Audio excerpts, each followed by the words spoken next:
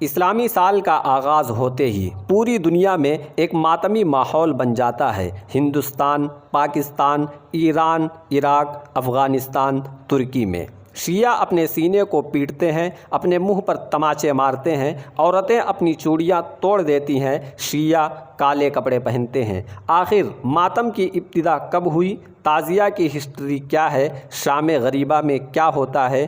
آئیے آج کی اس ویڈیو میں جانتے ہیں ان تینوں رسموں کے بارے میں ڈیٹیل میں۔ دوستو، آپ اسکرین پر ایک عبارت دیکھ رہے ہیں۔ 351 ہجری میں شیعوں نے بغداد کی مسجدوں پر اس عبارت کو لکھ دیا تھا۔ معز الدولہ کا دور تھا۔ معز الدولہ خود ایک شیعی تھا۔ اس عبارت کا میننگ یہ ہے کہ حضرت معاویہ رضی اللہ تعالیٰ عنہ پر لعنت، اور اس شخص پر لعنت جس نے فدق میں حضرت فاطمہ کا حق غصب کیا اور حضرت حسن کو ان کے نانا کے پاس دفن کرنے سے منع کیا، اور اسی طرح لعنت ہو اس شخص پر جس نے حضرت ابو ذر کو شہر بدر کیا۔ رات کے اندھیرے میں اہل سنت نے اس عبارت کو مسجدوں پر سے مٹا دیا، لیکن معز الدولہ دوبارہ اس عبارت کو بغداد کی مسجدوں پر لکھوانا چاہتا ہے، لیکن اس کا وزیر محلبی معز الدولہ کو یہ مشورہ دیتا ہے کہ آپ اس عبارت کے بجائے یہ عبارت لکھوا دیں: لعن اللہ الظالمین لآل رسول اللہ صلی اللہ علیہ وسلم۔ اس کا میننگ یہ ہے کہ آل رسول پر ظلم کرنے والوں پر لعنت ہو۔ چنانچہ یہ عبارت اس عبارت کے بجائے مسجدوں پر لکھوا دی گئی، اور اس سال خوب حضرت معاویہ رضی اللہ تعالی عنہ پر شیعوں نے لعن طعن کیا۔ ایکچولی دوستو، محلبی نے آگے پیش آنے والے خطرات کو محسوس کر لیا تھا کہ اگر اس عبارت کو بغداد کی مسجدوں پر باقی رکھا گیا تو اہل سنت والجماعت غضب میں آ جائیں گے، اور پھر ایک ایسی جنگ چھڑے گی جس کو روکا نہیں جا سکتا ہے شیعوں اور اہل سنت والجماعت کے درمیان۔ اسی لیے معز الدولہ جب اس عبارت کو دوبارہ مسجدوں کی دیواروں پر لکھوانا چاہتا ہے تو محلبی اسے منع کرتا ہے اور اسے یہ مشورہ دیتا ہے کہ آپ اس عبارت کے بجائے ایک عام عبارت لکھوا دیجئے جس میں خاص طور پر کسی صحابی کا نام نہ ہو، تاکہ اہل سنت والجماعت کو کسی طرح کا کوئی اعتراض نہ ہو۔ ایک سال کے بعد 352 ہجری میں ایک سرکاری فرمان جاری ہوا معز الدولہ کی طرف سے کہ 10 محرم کو تمام دکانیں اور بازاریں بند رہیں گی، لوگ خرید و فروخت ہرگز نہ کریں، نان بائی اور باورچی تندور نہ سلگائیں اور دال روٹی نہ پکائیں۔ بازاروں میں جگہ جگہ گنبد نصب کرا دیا، ان کے اوپر رنگ برنگے کپڑے لٹکا دیے، اور حکم دیا کہ عورتیں بال کھولے، اپنے منہ پر تماچے اور مرثیے پڑھتی ہوئی گلیوں اور بازاروں میں گھومے پھرے اور امام حسین پر ماتم کرے۔ یہ پہلا دن تھا کہ بغداد میں یہ ماتم کی رسم جاری ہوئی، اور پھر یہ بدعت سالوں سے اب تک چلی آ رہی ہے۔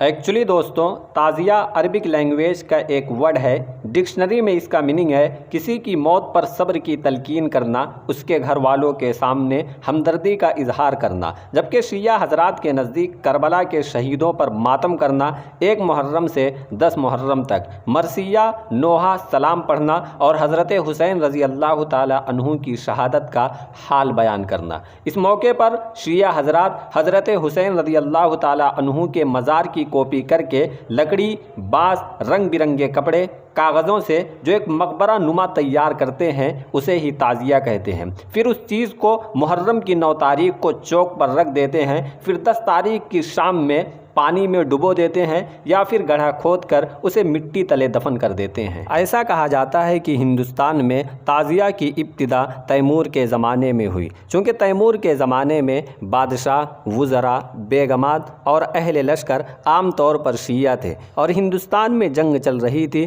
تو جنگ اور سلطنت کے دوسرے کاموں کی وجہ سے سب لوگ ہر سال کربلا نہیں جا سکتے تھے حضرت حسین رضی اللہ تعالی عنہ کے مزار کی زیارت کے لیے۔ اس کی وجہ سے ان کے دلوں میں ایک چبھن اور شکایت رہتی تھی، اور پھر یہ مسئلہ بادشاہ کے سامنے پیش ہوا، تو بادشاہ نے اس مسئلے کا حل اس طور پر نکالا کہ حضرت حسین رضی اللہ تعالی عنہ کی مزار کی کاپی کر کے لکڑی، بانس، رنگ برنگے کپڑوں سے اسی جیسا ایک مزار بنوایا ہندوستان کے اندر، اور اس کا نام تعزیہ پڑا، تاکہ ہندوستان کے مسلمان اس تعزیہ کی زیارت کر کے اتنا ثواب حاصل کر لیں جتنا وہ پہلے کربلا جا کر حضرت حسین رضی اللہ تعالی عنہ کے مزار کی زیارت کر کے ثواب حاصل کرتے تھے۔ یہی ہوا، اور لوگ کربلا جانے کے بجائے اس تعزیہ کی زیارت کرنے لگے، اور اس طرح ہوا ہندوستان میں تعزیہ کا آغاز تیمور کے زمانے میں، جس نے بہت جلد جلد ہی وہ صورت اختیار کر لی جو آج کل ہم دیکھتے ہیں۔ اس میں ترقی ہوئی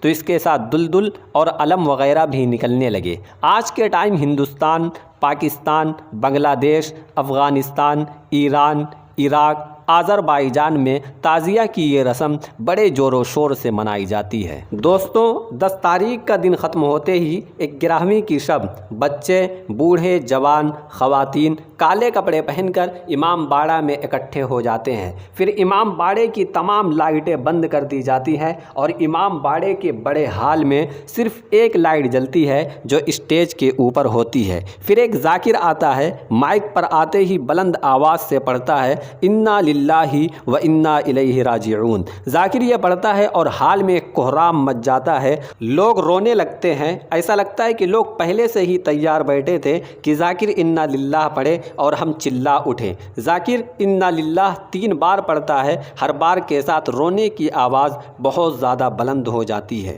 ذاکر بولنا شروع کرتا ہے، لوگوں، تمہارے نبی کا نواسہ شہید کر دیا گیا، نبی کی بیٹیاں اب دشمن کے قبضے میں ہیں، انہیں قید کیا جا چکا ہے۔ آج صبح ہی بچے اپنے ماؤں کے پاس بیٹھے تھے، اب وہ اپنے ماؤں کے پاس نہیں ہیں۔ لوگوں کی آنکھیں آنسوؤں سے اشک بار ہو جاتی ہیں، لوگ ہچکیاں لیتے ہیں اور دہاڑے مار مار کر روتے ہیں۔ ایک لمبے ٹائم تک یہ سلسلہ چلتا ہے۔ یہ ہوتی ہے شام غریبہ، یعنی غریبوں کی شام، خاندان مصطفیٰ کے کٹ جانے کے بعد ان کے خاندان کی بے کسی کی شام، رونے کی شام، آہو بکا کی شام، اور یہی ہے شام غریبہ۔ کتنا سچ اور کتنا جھوٹ ہے، آئیے ایک مرتبہ تنقیدی نظر ڈالتے ہیں اور جانتے ہیں شام غریبہ میں جو من گھڑت قصے بیان کیے جاتے ہیں ان کی حقیقت۔ دیکھو، 8 ذی الحجہ کو حضرت حسین رضی اللہ تعالیٰ عنہ کا قافلہ مکہ سے کوفہ کو نکلا اور اسی دن اہل کوفہ کی غداری کا شکار ہو کر حضرت حسین رضی اللہ تعالیٰ عنہ کے قاصد مسلم بن عقیل